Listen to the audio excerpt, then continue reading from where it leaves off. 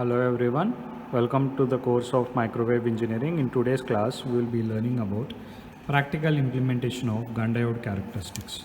So our first experiment is gun diode characteristics. So our aim of an experiment is to study the VI characteristics of a gun diode. Coming to the apparatus, we require gun power supply, gun oscillator, pin modulator as well as connecting probes. All these are the components or the modules which are present in the microwave bench setup, but mostly for this particular experiment gun diode characteristics, okay, we need gun power supply, gun oscillator, pin modulator as well as connecting probes. Let's see the procedure of this experiment point by point. Now initially set the components and equipment as per the block diagram. I will be showing you the block diagram. Now the gun output of a gun power supply, so there will be a gun pin output, so that gun output of a gun power supply should be connected to gun oscillator pin. This gun oscillator pin will be located in the microwave bench setup. Okay, so the gun output pin of a gun power supply should be connected to gun oscillator pin present in a microwave bench setup. Third point is the pin output of a gun power supply should be connected to pin detector mount of a gun oscillator. So this pin output of a gun power supply is located in a gun power supply. Okay, that particular pin should be connected to pin detector mount of a gun oscillator which is located in a microwave bench setup. So after these connections we need to switch on the gun power supply. Okay, now we will be having several knobs in a gun power supply. So the fifth point is gun bias knob should be initially minimum and modulation amplitude as well as the modulation frequency should be fixed in the middle position. So there will be three knobs: gun bias knob, modulation amplitude and modulation frequency knobs. Both modulation amplitude and modulation frequency knobs should be fixed in the middle position and gun bias knob should be initially in the minimum position. Okay. Next point, slowly increase the gun bias knob to increase the voltage and note down the corresponding current values. So in a gun power supply, as we have said, gun bias knob will be initially in a minimum position. This particular gun bias knob is rotated such that there will be an increase in voltage. Whenever there is an increase in voltage, the current also increases in a gun power supply. These voltage and current readings can be observed in a gun power supply as we will be seeing it right now. Okay. Now perform the experiment till the gun diode current reaches its threshold value and record the readings with respect to the voltage and current in a tabular form. So we will be having a tabular form with respect to voltage and current. We will be performing the experiment and we will be increasing the gun bias voltage in such a way that the current reaches its threshold value. After that, as we keep on increasing the voltage also, okay, the current reduces. We will be calculating all those readings with respect to the voltage and current. Okay. Now based on the readings of voltage and current, we will be plotting a graph. So last point will be plot the graph according to the readings and show the VI characteristics. So based on the practical readings, we will be plotting a graph and we will be showing the VI characteristics. Okay, and at last of an experiment, okay, we will be writing the result. Okay, after getting the readings and plotting the graph, okay, we will be concluding with the help of a result like hence VI characteristics of gun diode is observed and recorded. So this is the block diagram of a gun diode characteristics. This is the block diagram based on my microwave bench setup. So I have a gun power supply. Okay, that gun power supply is connected to a gun oscillator. That gun oscillator is connected to a pin modulator, which is followed by isolator, frequency meter, slotted line and detector mode. But mostly in this particular gun diode characteristics or VI characteristics of gun diode, we will be using gun power supply, gun oscillator as well as pin modulator. But as per my microwave bench setup, okay, I have drawn this particular block diagram. This is how a block diagram of gun diode characteristics looks. So this is an expected graph of an gun diode characteristics. We have a VI characteristics plotted using the values we got from the experiment. So our x-axis will be the voltage V and the y-axis will be the current I. Okay, so based on the readings we have got, if you plot the graph, we will be expecting a graph like this, a curve like this, where the maximum point is nothing but the Vt, which can be called as the threshold voltage or the peak voltage. So as the voltage increases, the current also increases up to a particular point. Okay, that we are calling it as threshold voltage or peak voltage. After that particular threshold point, as the voltage increases, the current gradually drops. Okay, that is what happens, or that is what a VI characteristics of a GUN diode is expected. Now let's see the practical implementation of the GUN diode characteristics. For these GUN diode characteristics, we need a GUN power supply, and this is a microwave bench, and these are the connecting probes we require. Okay, so let's see the GUN power supply, the microwave bench, and the connecting wires one by one. This is a GUN power supply. Okay, so let's see the main parts of a GUN power supply. In a GUN power supply, we have a current reading, we have an voltage reading, and we have three knobs. The first one is the GUN bias, the second one is the modulation amplitude, and the third one is the modulation frequency. And the major two pins are nothing but GUN output as well as pin output. Okay, now we have an on-off switch as well. Okay, so this particular GUN power supply is connected to a switchboard through wire. Okay, and if you on this particular GUN power supply, it will look like this. So initially all the knobs are in minimum position. Okay, so this particular GUN output as well as pin output need to be connected to the microwave bench setup, such that as the voltage increases, current also increases. At a particular point, even though the voltage is getting increased, current stops and current starts getting reduced. Okay, so before getting into the experiment, let's see the microwave bench setup as well. Okay, let's switch it off. This is the GUN power supply we have seen. Let's see the microwave bench setup. So this is the microwave bench setup which we are going to use for our GUN diode characteristics. So here let's see the components or the parts one by one. So this is our GUN diode, the bottom we have.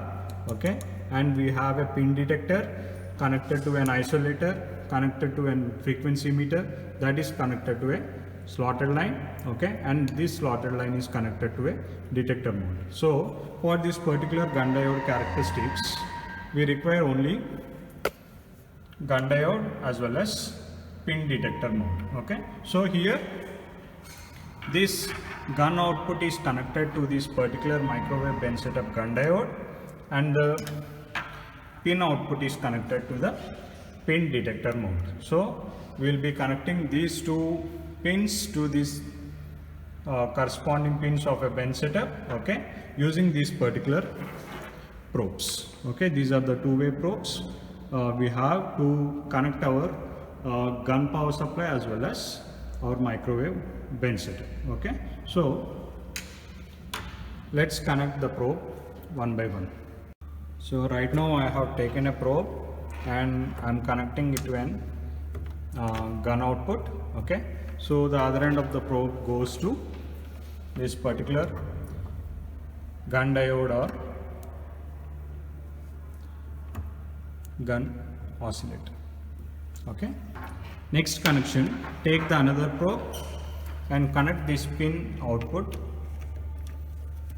Okay, and the other end of the probe goes to pin detector mode. Okay, that's it. Okay, so these two pins, GUN output as well as pin output, will be connected to this particular GUN diode or a GUN oscillator as well as pin detector mode. Okay, so GUN output is connected to GUN diode or a GUN oscillator, pin output is connected to our pin detector mode. That's it. So we won't be using these isolator, frequency meter, slotted line and detector mount as well. These comes as a part of a microwave bench setup. Okay, now let's switch it on.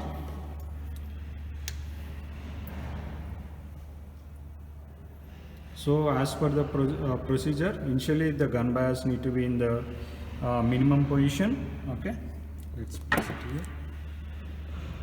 So after making the connections, initially the gun bias need to be in the minimum position. Okay, amplitude modulation amplitude should be in medium position, and modulation frequency need also should be in medium position. That means, okay, neither these amplitude and frequencies need to be neither minimum nor maximum. They should be in the medium position. Okay, now as we have switched the particular gun power supply and we have given connections to the microwave bench setup, okay, we need to compare the characteristics of voltage as well as current. So as per the gun diode characteristics or the VI characteristics of gun diode, what happens, as we are increasing the voltage, okay, current also increases up to a threshold point or a particular peak point. After that, as the voltage increases, the current decreases. That is what's happening, and that is what we are practically going to see or verify. Okay, so this knob is the gun bias knob. Okay, where as we keep on rotating it, okay, the voltage also gets altered, the voltage gets increases. So right now we will be taking the measurements for every 0.5 volt. Okay, so let us consider a voltage up to 5 volts, and for every 0.5 volt we will be considering the reading of current. Okay, so I have a tabular column over here, gun bias voltage versus gun diode current. Okay, as we are altering there at the gun power supply, those values will be taken in this particular tabular form. Okay, so let's see the readings of that particular voltage versus current. Okay, now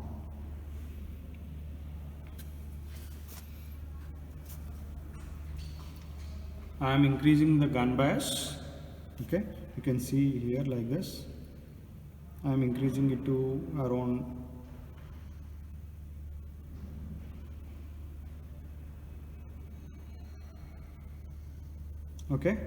around 0.5. At 0.5 volts I got 35 milliamps of current. Okay, at 1 volt I got around, at 1 volt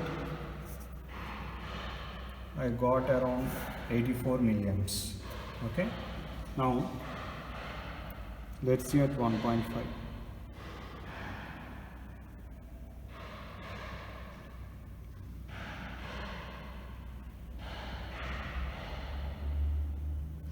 At 1.5 volts, I got a current around 129 milliamps. Okay, and at 2 volts you can clearly observe, as the voltage is getting increased, current also getting increased. So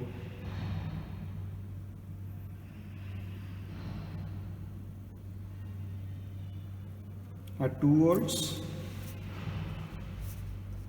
volts I got 162 milliamps. Okay, now let's increase the voltage to 2.5 volts.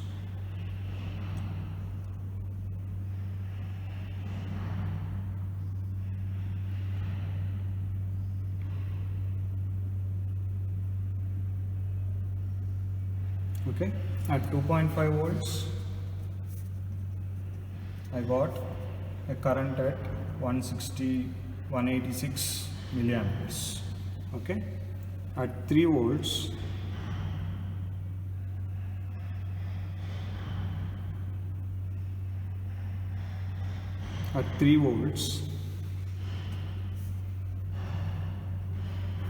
I got around 200 milliamps. So as the voltage increases, the current also getting increased. Now at 3.5 volts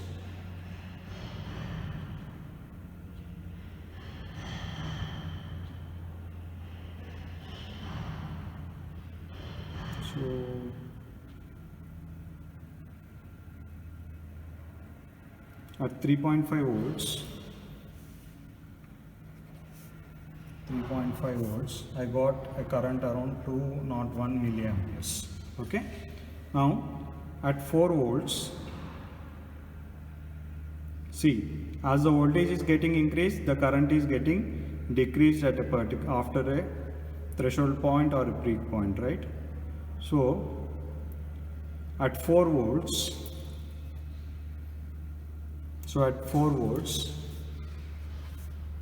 the current dropped to 193 milliamps. So after 201 milliamperes, okay, as the voltage is getting increased, the current is getting reduced. So at 3.5 volts, I got the threshold value as 201, okay, milliamps. So let's see. I will increase it to 4.5. See, as I am increasing it to 4.5 volts, the current has been reduced to 180, let us say around 182 milliamps. Okay, so this is the last reading I am taking at 5 volts.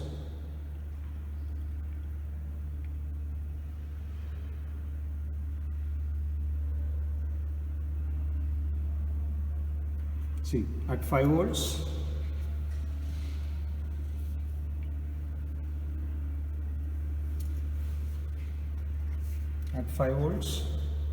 the current what I got is 174 milliamps. Okay, so if you see the overall readings, see the readings here. So at 0.5 volt we got 35 milliamps, at 1 volt we got 84 milliamps, at 1.5 we got 129 milliamps, at 2 volts 162, at 2.5 volts 186, at 3 volts 200 milliamps, at 3.5 volts we got 201 milliamps, at 4 we got 193. The current has been reduced as the voltage keeps on increasing. At 4.5 volts we got 182, at 5 volts we got 174. So the threshold point of our current is somewhat around, okay, 3.5 volts. Okay, so based on these values we will be drawing a graph. Okay, so let's see the graph now.